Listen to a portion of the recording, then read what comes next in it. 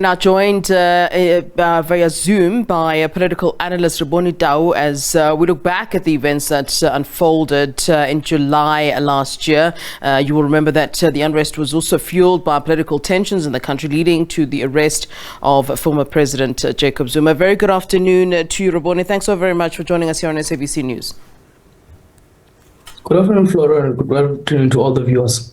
Let's talk about, the fact that, we've had this hearing and one needs to get to an understanding of whether or not we've gotten to an understanding or really gotten to the bottom of, what caused this unrest. There was a lot of conversation around that, some maintaining that it was some sort of an insurrection driven by the arrest of the former president, Jacob Zuma. Some saying that, there were people plotting, some blaming just a criminal aspect and poverty. But it's difficult to imagine that the unrest would have taken place anyway if President Jacob Zuma had not been arrested. I fully agree with you. I mean, if President Zuma had not been arrested, we would have not seen the riots, taking place, and you can see how this was actually planned and well coordinated. You also see with the bombing of ATMs, and how some of these malls, were broken into. And you can see that people just came open, and because of the economic challenges on the ground, of poverty and so forth, people are vulnerable. It was easy to mobilize people, but it's said that up to now we still don't know what really happened. I feel that a year later, and this was also because of the Zondo Commission, and recently now the Zondo Commission report has been submitted to the president. The full report, we're waiting to see, what will happen, because it shows that in terms of the political landscape, the ground is very shaky in this country. Yeah, and I mean, if it was this well planned and well orchestrated situation that was plotted by some people, to what end? I mean, what was the plan after that?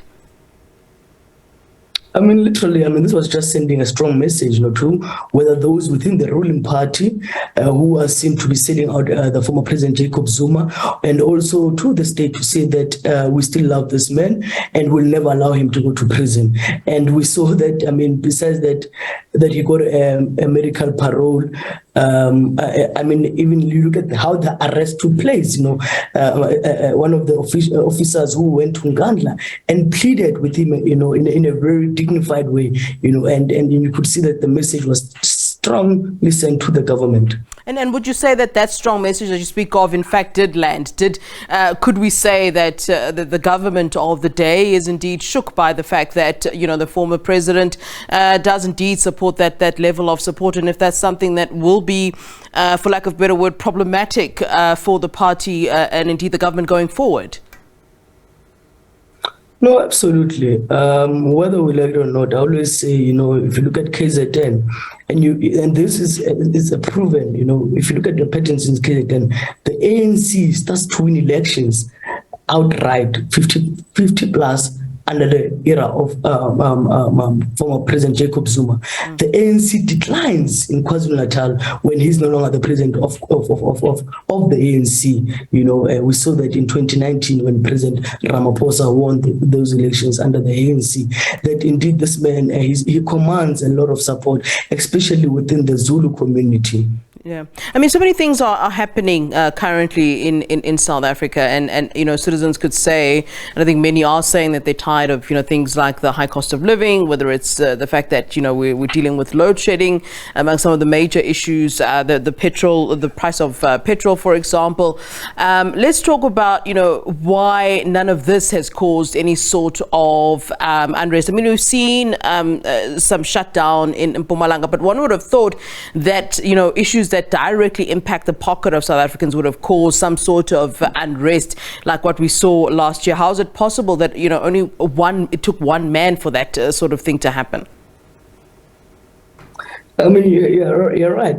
People have just been complaining, about petrol, and yes, we saw in Nelspruit what happened a few days ago, with the national shutdown. But even this national shutdown, we're seeing bits in the different provinces. And you're right. You look at the cost of the food right now in this country; it's gone up. And you look at the unemployment rate, which is very high. People are really living under very difficult conditions. But as I say, that President former President Jacob Zuma is someone who, if you look at even his faction within the ANC, some can say that that faction is one faction that is very grounded and has a lot of foot soldiers, within the party factional battles. And then you look at the other faction, it's more of elites and so forth. So that is just showing that how these guys were well organized, within their faction. And that's why right now they're not even bothered.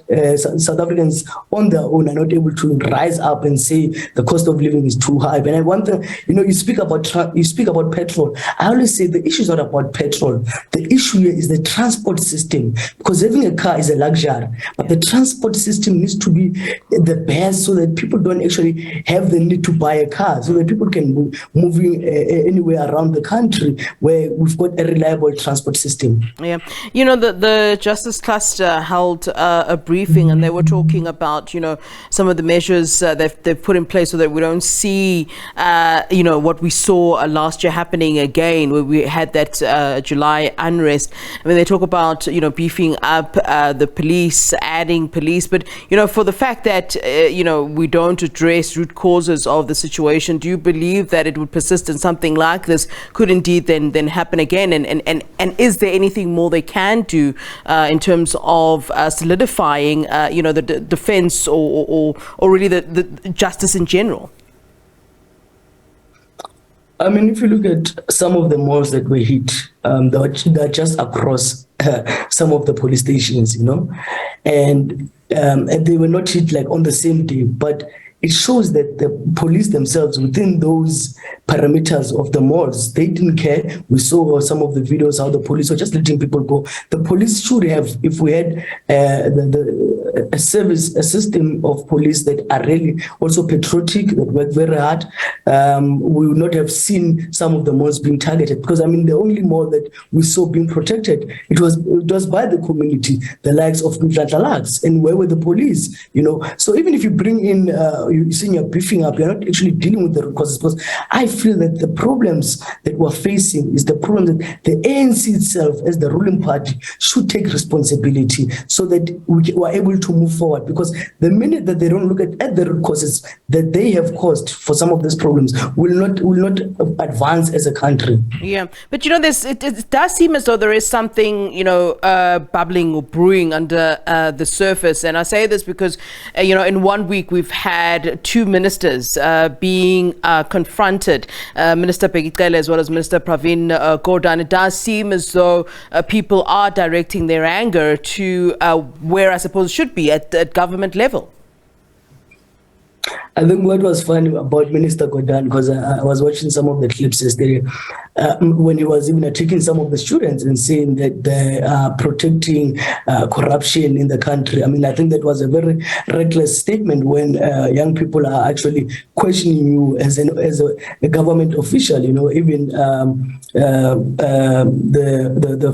the Minister of Police, people are really tired. But the question is that to what extent in terms of the society, because yes, it's there and there, those events, but if they don't take this serious as the cabinet, that they are no longer now wanted on the ground, because it shows that we might see more events, and of cabinet ministers being rejected by the society building up to December. It might also be political, by the way. Let's not also separate that from politics. Yeah. And that's why when I speak, especially on the issue of Minister Pravin, because some of those people that I saw speaking there, those are ANC members, and you can see that this is also political.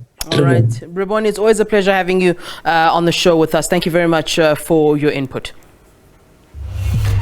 All right, that is Rebone Tau, the political analyst, weighing in on a number of issues, but certainly on the back of it being a year since that July unrest we experienced last year.